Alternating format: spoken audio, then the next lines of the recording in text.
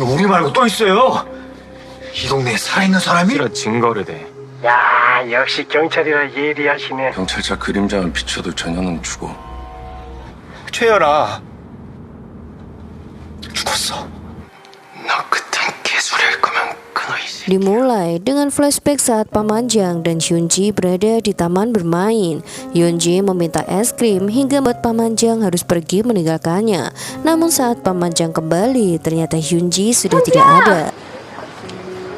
Kembali ke masa sekarang, Pamanjang kemudian pergi ke gudang kafe Hawaii dan memohon di sana untuk diberikan petunjuk tentang Hyunji. Setelahnya, karena tak tahan melihat Kim Wook yang hanya memperhatikan ibunya, Pamanjang bertekad mengatakan semuanya pada Hyunmi. Namun Kim Wook dengan cepat mencegahnya dan membawa Pamanjang pergi. Ia memberitahu Pamanjang bahwa dirinya sendiri yang akan memberitahu Hyunmi, tapi menunggu waktu yang tepat. Sementara itu, detektif Shin masih berada di kantornya untuk menyelidiki kasus yang ia tangani. Akhirnya ia menyadari bahwa menghilangnya detektif Park memiliki hubungan dengan kematian Soyun dan hilangnya Yona. Rencana Kim Wook dan yang lainnya berhasil karena keesokan harinya pabrik manajer Hwang kedatangan inspektur kesehatan. Ia juga ditangkap untuk dimintai keterangan. Sementara itu, Jong-ah kembali ke desa Duwon. Mereka berbicara di taman bunga, tapi justru Bum-so ikut mengobrol bersama mereka hingga membuat Kim Wook menjadi orang aneh di mata Jong-ah. Jong-ah meminta Kim Wook untuk melibatkan dalam segala urusan, termasuk mencari Yona maupun ibunya. Hari itu adalah hari di mana Seo-han akan melakukan acara amal. Ketiganya pun telah siap menyamar agar Kim Wook bisa berbicara dengan Seo-han. Pamanjang yang menyamar menjadi reporter terus mendekati Seo-han untuk mengambil kesempatan.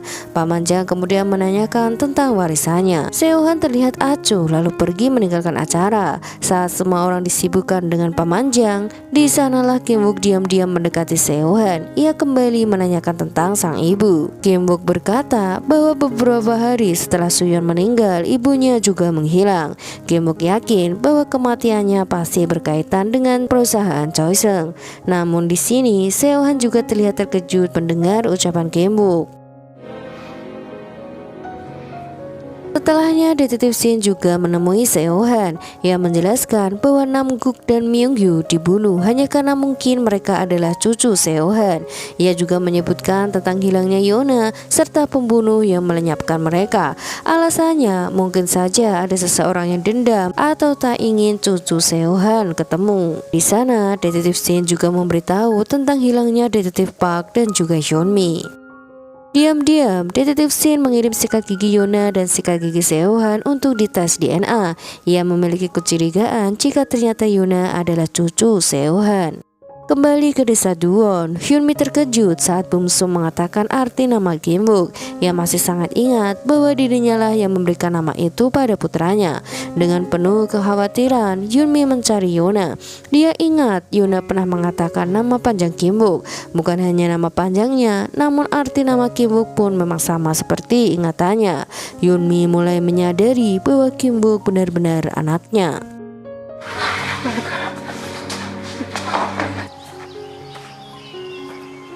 Hyunmi tentunya sangat shock dengan kenyataan yang ia terima hari itu.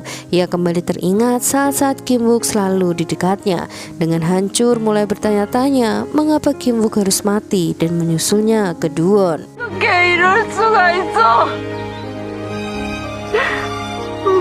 Pada saat yang sama, Yuna menemukan sebuah bangunan aneh yang terkunci dan memiliki banyak kotak di depannya. Ia tidak dapat membukanya, namun ia mendengar suara bergerak dari dalam. Pamanjang melanjutkan pencariannya terhadap Yunji. Ia menuju ke kantor polisi di mana ia disambut oleh detektif Baek. Detektif Baek menyebutkan tentang Jangmi dan berhubungan dengan mayat yang mereka temukan belum lama ini. Detektif Baek menuju ke pengadilan untuk persidangan pembunuh Kim Mi-ok dan terkejut melihat detektif Shin di sana. Ia meminta rekannya untuk bersaksi melawan si pembunuh karena ia sangat yakin bahwa pembunuh itu tidak hanya membunuh Kim Mi-ok, ia juga pantas untuk dihukum seumur hidup. Sementara di desa, Pamanjang mengatakan pada Thomas dan Kim Wook bahwa polisi sedang mencari Jangmi. Mereka memutuskan untuk membantu karena mungkin mereka bisa menemukan jasadnya. Kembali ke pengadilan, Detektif Shin menerima telepon dari medis yang mengungkapkan bahwa tes DNA untuk ketiganya negatif, yang berarti tak ada satupun dari mereka adalah cucu Seo-han. Pada malam hari, Yona membawa Kim Wook ke gedung terbengkalai dan menjelaskan bahwa ia mendengar suara aneh. Mereka berhasil masuk dan terkejut saat menemukan seorang pria yang tidak berpakaian rapi di rantai di atas tempat tidur. Pria itu memohon bantuan mereka dan mengatakan bahwa dia masih hidup. Kim Wook segera membawa Yona keluar dari sana karena khawatir dengan pria itu. Kim Wook bergegas menemui pemanjang untuk memberitahu tentang semuanya. Lalu keduanya menuju ke kafe untuk berbicara dengan Thomas. Thomas mengatakan bahwa nama pria itu adalah Hwang Do-chol.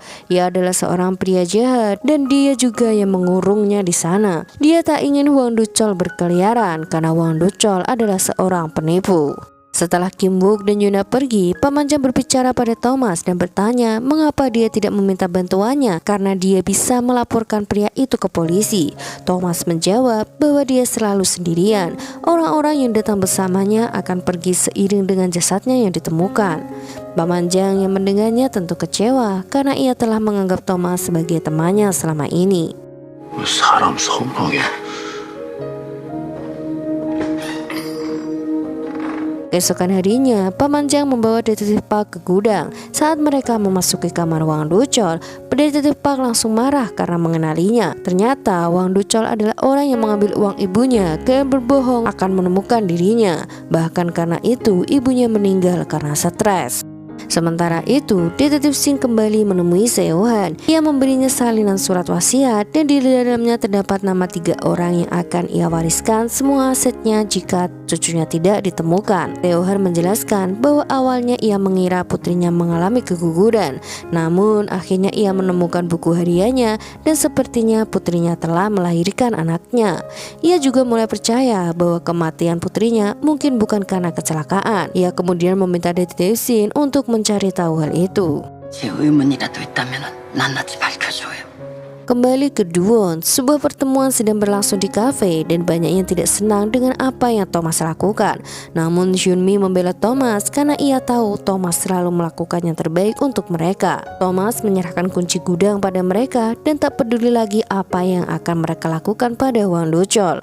Hwang Do-chol adalah orang yang masih hidup seperti halnya Kim Wook dan pemanjang. Namun Hwang Do-chol berbeda karena dia menipu warga desa untuk mendapatkan uang.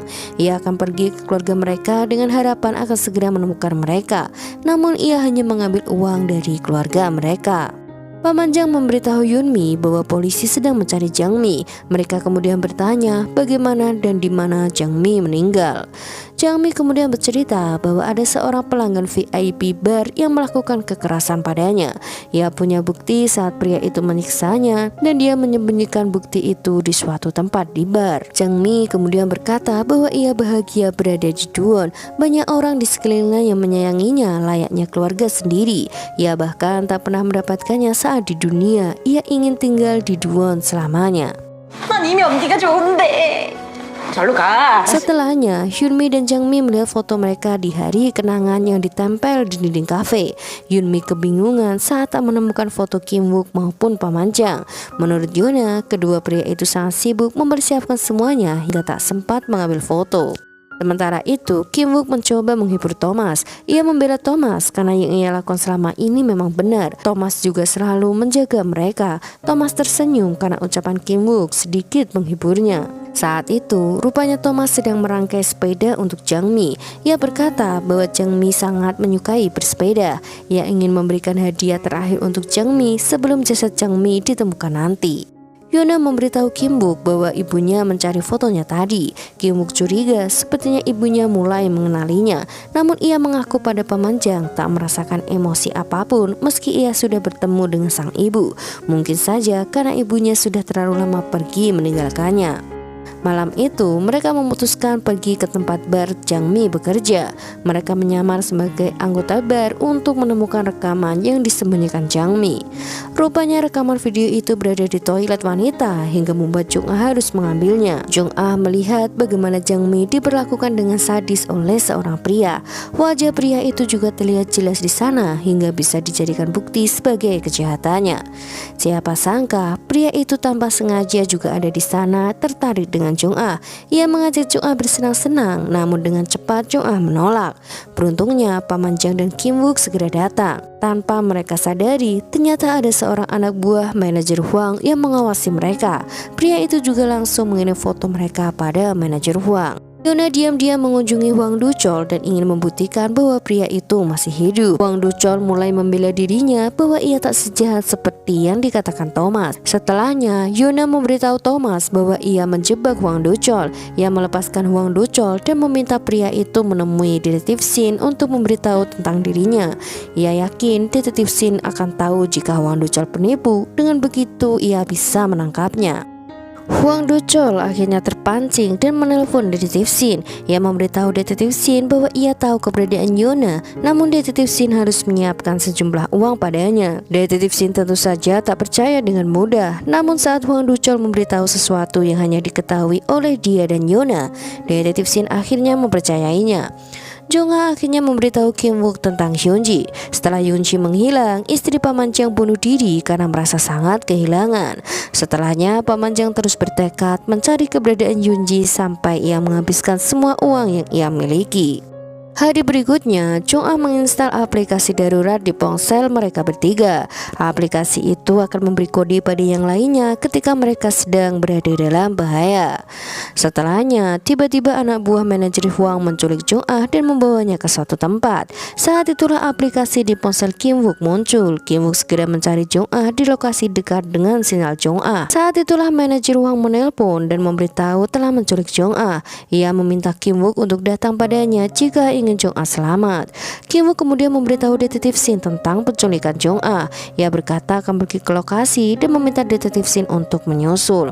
Detektif Shin tak bisa pergi karena ia akan menemui Hwang Du-chol. Namun karena panik, Kim Wook berkata bahwa tak ada guna menemui pria itu karena Yona telah mati. Detektif Shin tentu saja shock dengan apa yang dikatakan Kim Wook, namun ia akan tetap menemui Hwang Du-chol untuk mengetahui kebenarannya. Pada saat yang sama, Kim Wook sampai di tempat Jong-ah. Ia mengalihkan semua preman di sana agar bisa menyelamatkan Jong-ah. Jong-ah bisa melarikan diri, namun Kim Wook harus berhadapan dengan mereka. Kim Wook terjatuh saat seseorang memukul kepalanya. Tiba-tiba kenangan masa lalunya saat ia masih kecil kembali teringat. Saat itu Kim Wook perlahan menuruni tangga dan melihat Suyeon telah terkapar di lantai dengan darah yang menggenang di sekitarnya. Kim Wook juga bisa melihat seorang pria asing yang berada tak jauh di dekat Suyeon.